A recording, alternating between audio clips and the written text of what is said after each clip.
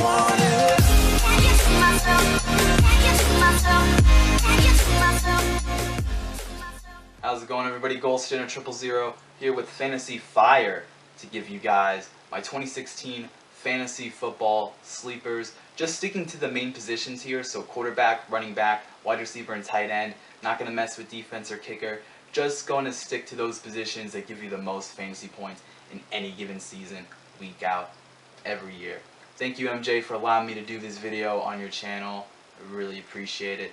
Me and MJ have known each other for quite some time, so with that being said, enough of the little backstory. Let's just jump right into this. So we start off with the quarterback position, and this is a guy that you probably don't think of as a sleeper, but based on where this guy's being drafted, according to a lot of people, I guess this guy is a sleeper, or people are just disrespecting this guy quite a bit. And don't get me wrong, this guy definitely deserves a lot of hate thrown his way, and coming from a Jets fan, I hate this guy quite a bit. I know the fan base is very split on this guy, but hey, at the end of the day, you can't deny that this guy played great last season. And the schedule is a little bit tougher this year, but he's came into the training camp with the same exact team he had last year, but they added Matt Forte, and Jason Morrow's back from injury. So I don't see why Ryan Fitzpatrick, the quarterback I'm talking about, if you couldn't have guessed by now, is being drafted like he's the 24th best quarterback for fantasy football purposes.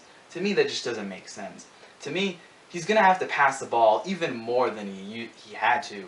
The running game will definitely be a little bit more prevalent to an extent, but Matt Forte can also catch passes out of the backfield, so he's still going to have to pass it quite a bit. When you have Brandon Marshall, Eric Decker, Jason Morrow, maybe who's coming along, but you got Bilal Powell and Matt Forte who are going to catch a lot of passes out of the backfield. So we all know Matt Forte is an elite catcher out of the backfield in terms of running backs. So Ryan Fitzpatrick, I don't see why this guy can't be a top 15, top 20 at the very least quarterback for fantasy football purposes. To me, he's a sleeper in my eyes, but I can understand if you don't consider him a sleeper. This next guy's a total sleeper, 100%. Dak Prescott. If you didn't watch any of the preseason, which I necessarily haven't watched a ton of the preseason, but I do know Tony Romo is injured, and I don't know how severe it is as of this moment of me making the video, but Tony Romo is very injury prone at this stage of his career, and to see that happen, it's kind of, you know, at any time, Tony Romo could be sidelined for weeks and weeks, maybe even the rest of the season. So Dak Prescott looks like the backup. So, hey, you know, why not throw his name in the mix in terms of sleepers? I think this guy has a pretty nice potential. His floor, I don't know exactly what it is, but this guy has a pretty decent ceiling in my opinion. So Dak Prescott, a late flyer in drafts, but that's at the very most. He's a deep, deep sleeper. In 2 quarterback leagues, hey, you know, I don't see, you know, why you can't have this guy as a 3rd quarterback on your team, especially if you have Tony Romo. Handcuff him with Dak Prescott, I think is almost a must. So Dak Prescott rounds out my quarterbacks in terms of sleepers. We then move on to the wide receiver position. And this guy, again, very debatable if he is a sleeper per se, since he is a #1 wide receiver on his team as of this moment, and that's Corey Coleman. This guy is being drafted late in drafts, and I don't understand necessarily why. Corey Coleman being paired with RG3, who does RG3 have to throw to? Gary Barnidge, who I think clearly will probably be his #1 target. And then you have Corey Coleman, rookie, shows a lot of potential. Josh Gordon will be out the first few weeks or so, but who's to say this guy doesn't get injured? Who's to say this guy's in great football shape? You know, Corey Coleman could supposedly surpass Josh Gordon even when Josh Gordon, you know, starts playing. So, you know, as of right now, he's surpassed him just due to the suspension, but Corey Coleman, I think, has a very high ceiling, and a lot of people are underestimating RG3. I think he's got a good chance here to succeed on the Browns. Will he be as good as he was with the Redskins necessarily, like an elite fantasy option? No, but I think he can be good enough to make Corey Coleman a potential great fantasy option in the wide receiver position. So Corey Coleman, sleeper in my book. We then move on to guys who you probably consider more like sleepers. A guy like Sammy Coates, a wide receiver 3 in the Pittsburgh Steelers. This guy is battling with Marcus Wheaton, and granted, right now Marcus Wheaton is the number 2 wide receiver, just de facto, kinda, because the Steelers don't have a lot of depth with their wide receivers. It's Antonio Brown and then everybody else, since Martavis Bryant is out for the season.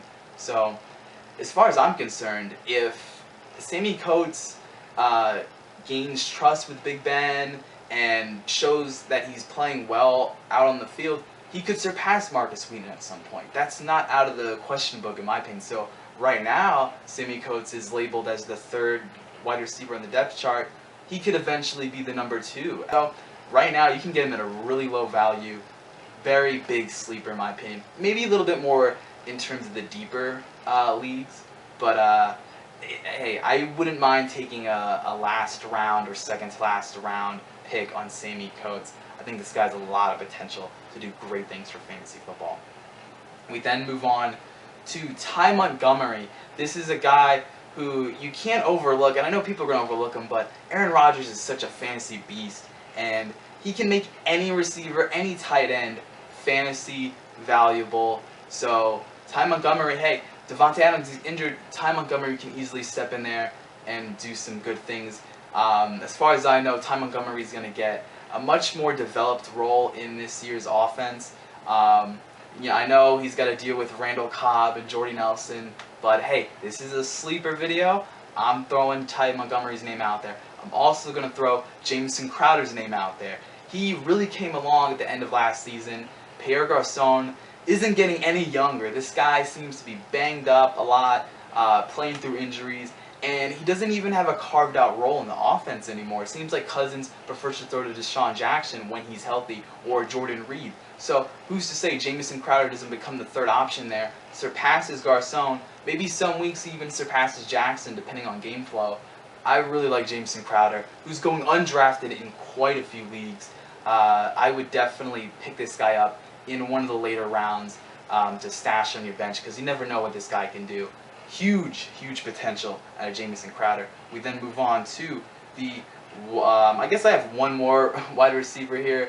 I guess I'll throw out Tyler Boyd from the Cincinnati Bengals. This guy, you know, I don't really expect too much out of him because I don't necessarily trust Andy Dalton, but he will have to throw it to Eifert when he comes back, and he'll throw it to A.J. Green quite a bit.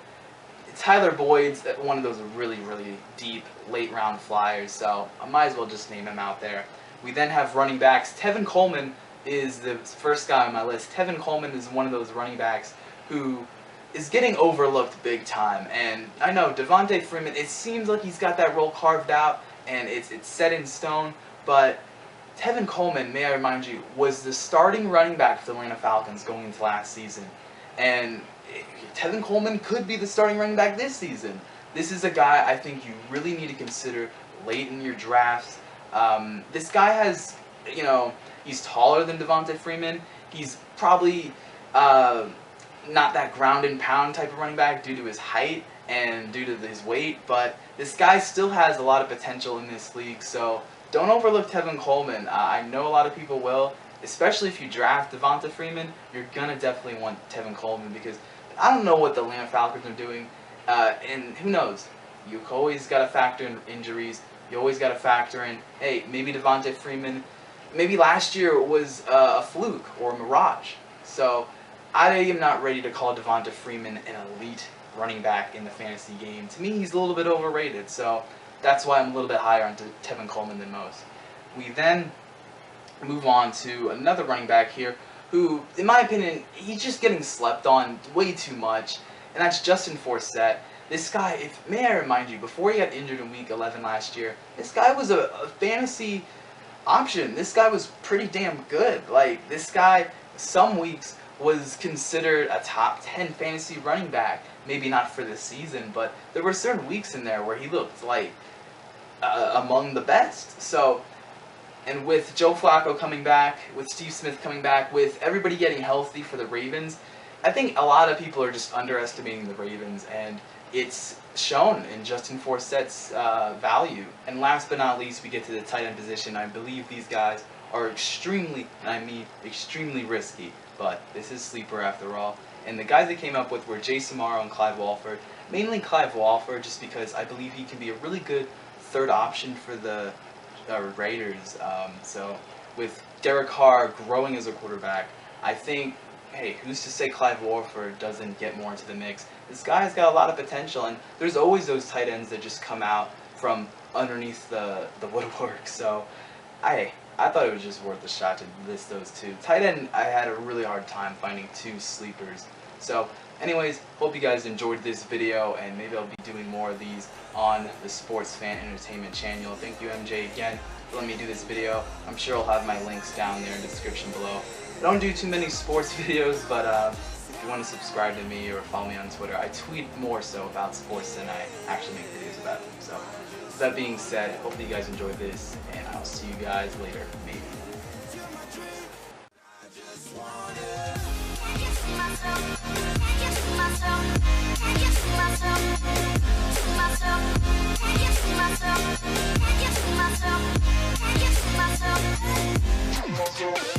Myself.